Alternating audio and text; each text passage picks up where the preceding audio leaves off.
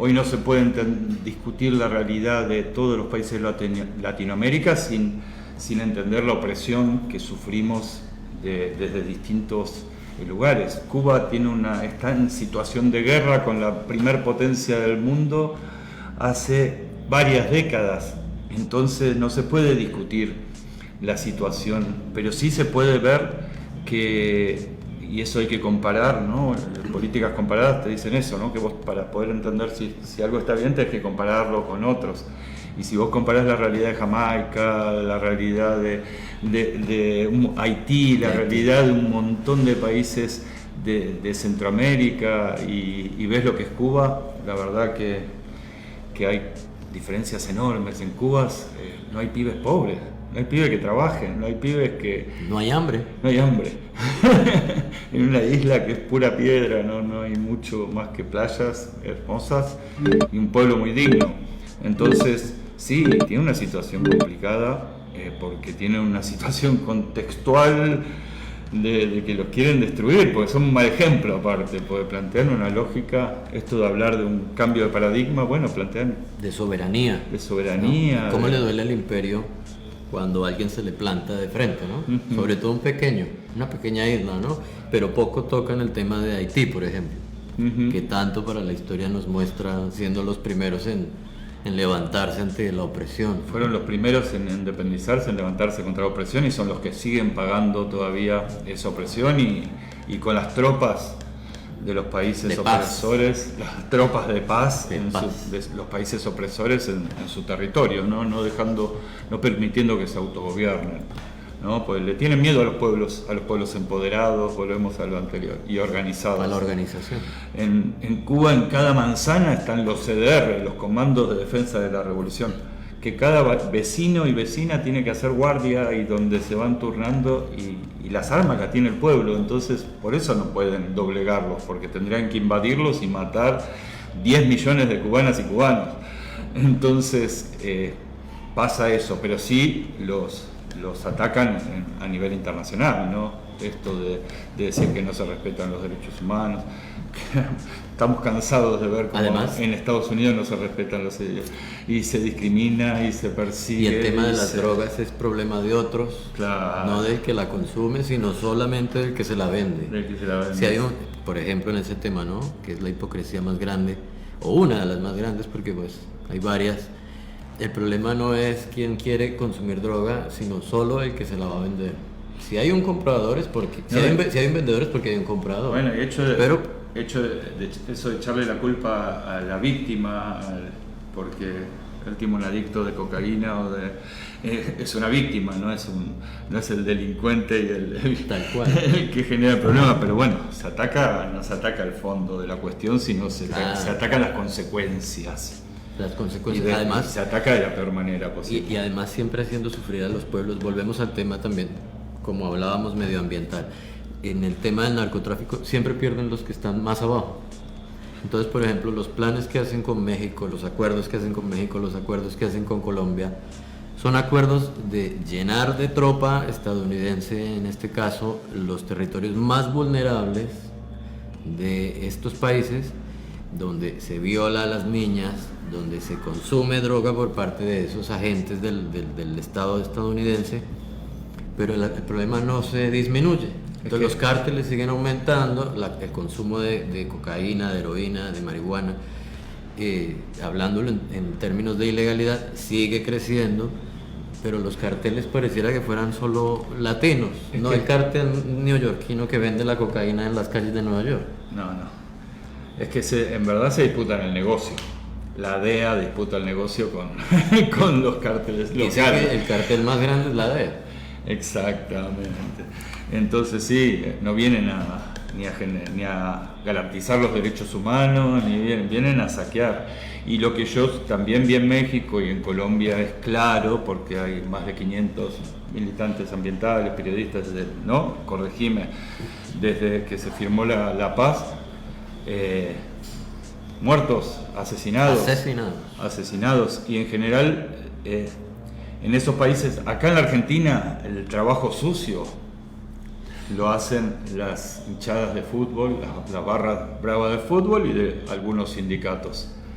Allá en México y en Colombia claramente el trabajo sucio para las corporaciones, para los poderosos, para los gobiernos, lo hacen los narcos. Claro, entonces, los narcoparamilitares. No, lo mató la guerra narco, son víctimas de la guerra narco, no, son los que hacen el trabajo sucio para los poderosos y poderosas, claramente. En términos ambientales hay, como vos lo dijiste hace un momento, una gran cantidad de líderes y lideresas sociales ambientales que han sido asesinados precisamente por estar en los territorios levantando la voz y organizando a las comunidades en torno al fracking y a la explotación minera. Y las megarepresas, a Berta Cáceres la mataron porque Berta la Cáceres asesinaron por oponerse a eso, por oponerse a una megarepresa. Al río, a la contaminación, al envenenamiento del río. A cercenar el río, los ríos tienen que circular libres, no, claro. Es una locura. Las mega represas, todo lo mega es una locura, las mega granjas porcinas. En México también yo he conocido, y el que tuvo la suerte de ir, los cenotes. Los cenotes son ríos subterráneos que afloran en distintos lugares de la península de Yucatán y son lugares de una espiritualidad, una pureza, enorme, y los están contaminando con las megagranjas porcinas. Todas las heces, las vísceras de los chanchos, todo eso va a grandes piletones que cuando se inundan, eso va a los cursos de agua y están contaminando estos ríos. Y eso no va sagrados. Esa discusión no va nunca en los tratados de libre comercio. No tiene ningún tipo de responsabilidad. Eso no tiene nada que ver, porque pareciera que eso se hiciera por obra y gracia de la responsabilidad social empresarial. Exactamente. Lo único que sirve en este país la responsabilidad social empresarial es con algunos aportes vergonzantes evitan impuestos, pagar impuestos, así que termina siendo otro negocio y no algo que realmente se sienta como eso, como que tiene una responsabilidad por tener mucho más, tiene más responsabilidad sobre el destino común que los más pobres. Pero bueno, volvemos a la historia anterior. Siempre se le echa la culpa en vez de discutir el FMI y el acuerdo con el FMI, se le echa la culpa a este pibe venezolano de haber roto una ventana que no... Y ahora y lo van a hacer pedazos, porque además... 20 años le van a meter, mínimo. A Haru. Yo lo conocí a Haru trabajando ahora en pandemia, colaborando en un comedor comunitario.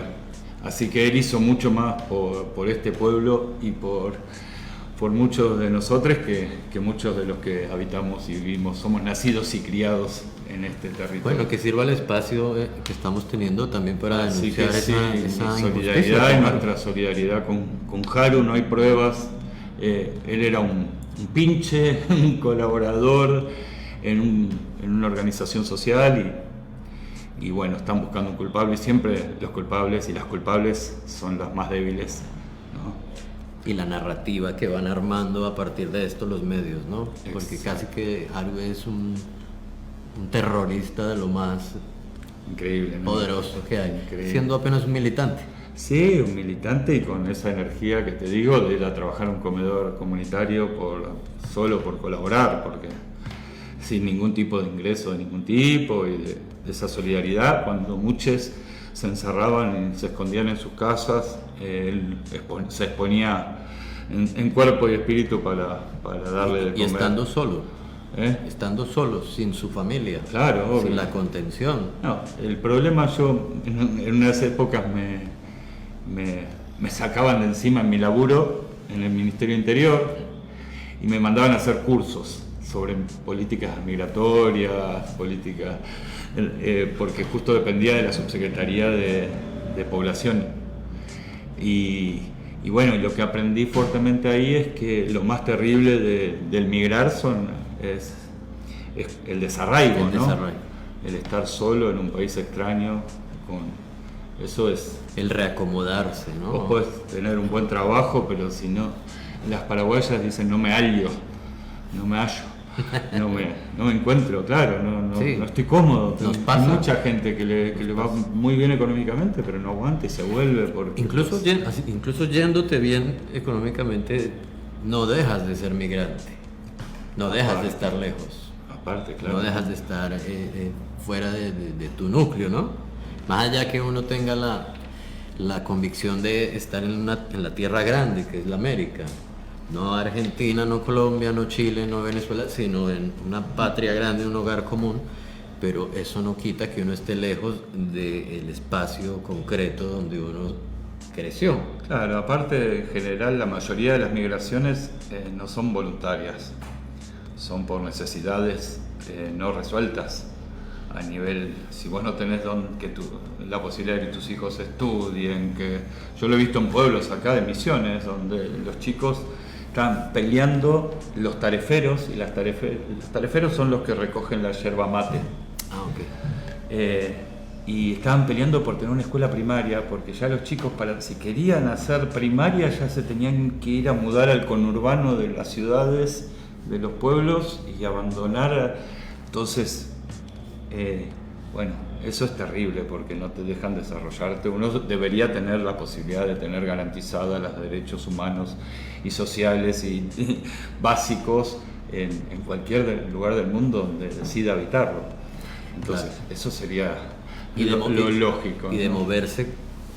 Y de moverse porque quiere moverse mediante una decisión propia. Exacto. No una guerra, no el hambre, no la falta de Exacto. derechos, no el fracking, no el envenenamiento de la tierra, Exacto. que es lo que vemos en todo lado. Pero viste la narrativa, escucharon compañeros la narrativa que tienen los medios de comunicación. No, y bueno, claramente, poderosos, ¿no? La nación es la representante clara de la oligarquía o de las clases Más rancias. dominantes y de las más serviles a los países centrales, digo, porque, a ver, ellos van a ser, aunque se pinten de... van a seguir siendo monos, porque van a seguir siendo sudacas en los países de Europa donde vayan. Aunque la mona se vista de seda, mona se queda. Mona dicen en el país. ahí está. Exactamente, son oprimidos también Y además porque tal cual los gobiernos neoliberales a ultranza se conectan en sus intereses, borrando fronteras, porque para ellos no hay fronteras, para los medios tampoco hay fronteras. Entonces los medios poderosos de México como Televisa, TV Azteca, RCN o Caracol en Colombia, Globovisión en Venezuela o acá TN, que tiene más o menos todo el espacio mediático, se conectan en los mismos intereses. Entonces, da igual que el periodista que se levante a preguntar esa sandez, sea de Colombia, o sea de Venezuela, o sea argentino, o sea chileno, va a preguntar lo mismo. Sí, pero lo loco es que no. Antes, aunque sea, se conservaban alguna forma. No, ya no. Ya es así, directo el ataque, es el enemigo, hay que destruirlo de cualquier forma, no respetamos la soberanía de los pueblos, no respetan. Bueno, así se han manejado impunemente en nuestro hemisferio, Estados Unidos principalmente, ¿no? Y también anteriormente los países de Europa, ¿no? Como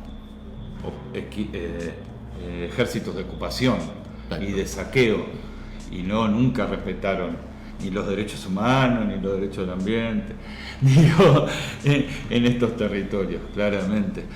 Así que sí, es difícil la situación, y bueno, hay que ir a las causas profundas de lo que sucede y no quedarse en lo que dicen los medios, o poder tener una lectura crítica de los medios, ¿no? De poder tener una escucha crítica donde sepamos qué intereses se esconden detrás de esas palabras. De esas frases tan decadentes. Lo escuchaste, lo viste en lavecindadradio.com.